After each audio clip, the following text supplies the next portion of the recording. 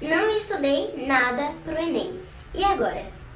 Bom, essa é uma pergunta que bastante gente tá me mandando no Instagram, no direct, em vários lugares, porque as pessoas, elas gostam do desespero, né? O Enem foi divulgado, sei lá, em maio, e aí o pessoal começa a estudar quando? Isso mesmo, faltando 48 horas pra prova. Que delícia! Se teu hobby é procrastinar, não vou te criticar, tá de parabéns.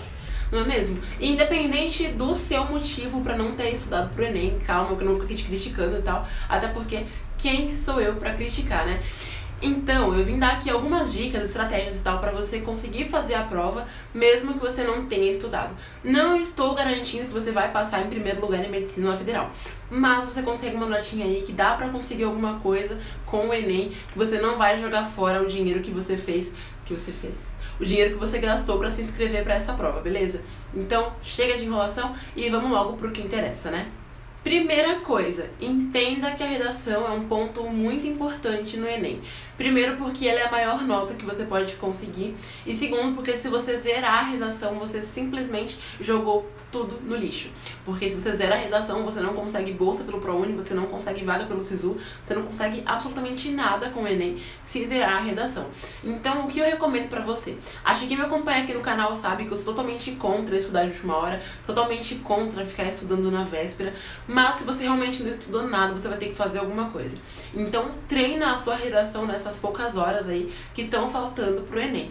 Por que isso? Porque se você treinar a redação, treinar estratégias de redação, pegar citações que você pode usar na redação e afins, você vai conseguir construir um bom texto, ok? Então eu vou até deixar um link aqui no box de informações sobre mais informações sobre redação e tal, pra que você consiga fazer um bom texto. Porque se você tirar uma nota mais ou menoszinha assim no Enem, uma média tipo, sei lá, 500, e a sua redação for muito boa, você já consegue alguma coisa com isso.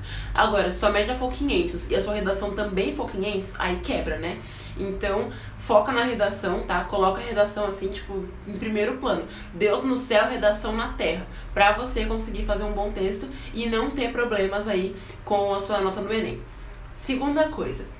Quando eu for responder as questões da prova, aliás, eu recomendo que você faça antes a redação, responda as questões e depois passe a redação a limpo, porque dá tempo de você dar aquela melhoradinha no texto, ver um errinho que você não tinha visto antes, colocar uma coisinha que faltou e tal. Mas, assim, na hora de responder as questões, responda primeiro aquelas que você tem mais facilidade. Por que isso? Porque se você é uma pessoa que não estudou absolutamente nada, as questões que pra você são as mais fáceis, também serão as mais fáceis pra grande maioria.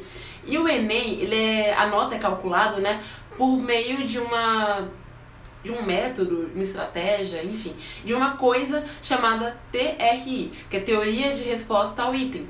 Então, se muita gente acertou aquela questão, ela é considerada mais fácil. E o que acontece? Se você acerta a questão difícil e erra a fácil, a sua nota vai cair um pouco, porque os carinha lá que fazem a correção do Enem vão entender que você chutou aquilo, e o Enem não quer que você chute. Então, responda primeiro as mais fáceis pra você, depois as de nível médio e depois as difíceis. Essa você chuta mesmo, né? Que é o que temos. Mas sempre foca em responder as questões mais fáceis primeiro, tá? Porque assim você aumenta as suas chances de garantir uma boa nota. Terceira coisa, foca na interpretação. Assim como a redação você vai ter que praticar de última hora, a interpretação também. Isso por quê? Bom, o Enem ele tá mudando nos últimos 2, 3 anos, né? Mas ainda assim ele é uma prova que tem bastante interpretação. Principalmente nas questões de matemática e as questões de linguagem tem bastante interpretação também. As de linguagem são até um pouco mais diretas, eu diria. Mas as de matemática, se você interpreta, você consegue responder muitas daquelas coisas sem fazer conta ou fazendo contas básicas, tipo regra de 3, sabe? Então foca na interpretação e aprenda, né, nessas poucas horas que te restam pra prova, a interpretar qualquer tipo de texto. Porque o Enem ele tem gráfico, ele tem tabela, tem figura, tem quadro, tem imagem, tem cartoon, tem quadrinho, tem tudo. Então se você souber interpretar imagens e textos, isso vai facilitar muito a sua vida, tá? E se eu não me engano, eu já fiz um vídeo sobre isso também, então vai ficar linkado aqui embaixo no nosso lindíssimo box de informações. Quarta coisinha que eu tenho que falar pra você. Não se compare. Por quê? Porque se você não estudou nada, é óbvio que se você fosse comparar com aquele seu amigo nerd que estudou 20 horas por dia, você vai achar que tá menos preparado que ele. E essa sensação de ai meu Deus, tô menos preparado, ela dá uma bugadinha no nosso cérebro e a gente tende a fracassar mais na hora da prova. Então não se compare com ninguém. Mesmo que todo seu grupinho de amigos faça a prova no mesmo lugar que você, fica longe deles, não fica falando de prova, não fica perguntando quanto cada um estudou e tal, porque isso faz mal pro seu psicológico e automaticamente afeta o seu desempenho na prova, ok? Quinta coisinha, assim como eu te falei para responder primeiro as questões mais simples, mais fáceis para você, responda também primeiro a prova da matéria mais fácil para você. Isso vai fazer com que você tenha um bom desempenho. Por quê? Porque se você começa pelo difícil, meu amor, você vai gastar uma energia do cão.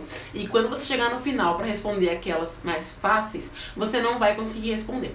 Então se garante pelo menos nas fáceis, tá? Garante ali o que você sabe e depois vai fazendo o resto, tá? Sexta coisa, não passe as questões correndo pro gabarito. Organize o seu tempo de prova. E como fazer isso?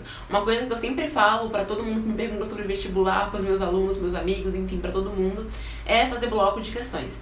Então, se a prova tem 5 horas e pouquinho pra você fazer a prova e tem 90 questões naquele dia, separa os blocos de questões. Separa, sei lá, de 15 em 15, de 20 em 20, o quanto você achar que você consegue responder. Já vai com isso em mente, tá? Pra você separar a quantidade de questões. Quando você vê assim, tá, já respondi uma quantidade ok de questões, faz uma pausinha, bebe uma água, respira fundo, porque aí você vai ter mais ânimo pra responder o resto. E uma coisa que eu faço, que eu gosto de fazer, é passar as questões que eu já tenho certeza a lápis pro gabarito, porque assim eu vou deixar marcadinho ali. E aí depois no final eu só passo a caneta, porque não vou ter aquele trabalho de ficar indo e voltando na prova, assim, passando na prova, indo pro gabarito e tal, porque isso faz a pessoa se perder muito. Então eu gosto de ir passando a lápis pro gabarito e no final eu já passo tudo a limpo de caneta certinho, né? Conferindo, é claro, as minhas respostas. E isso faz com que eu tenha um ótimo tempo de prova. Eu não precisei, assim, no Enem ficar, tipo, até, sei lá, o final da prova. Eu já conseguia terminar, assim, tipo, pouco depois daquele período mínimo, sabe?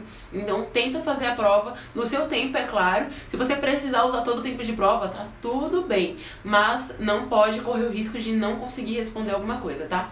E pra ajudar nisso, eu recomendo que você não fique quebrando a cabeça numa única questão. Então, se você decorou uma questão e viu que ela vai te torturar ali, meu amor, passa pra próxima. Tem até alguns estudos que dizem que quando você foca muito no negócio que tá te prejudicando ali, você tende a não ver uma coisa óbvia. Então, se você responde uma questão que viu que tá complicada ali, para aquela questão, vai pra uma próxima questão e depois você volta naquela que talvez você perceba que a resposta tava ali nos seus olhos e você não tinha visto antes, tá?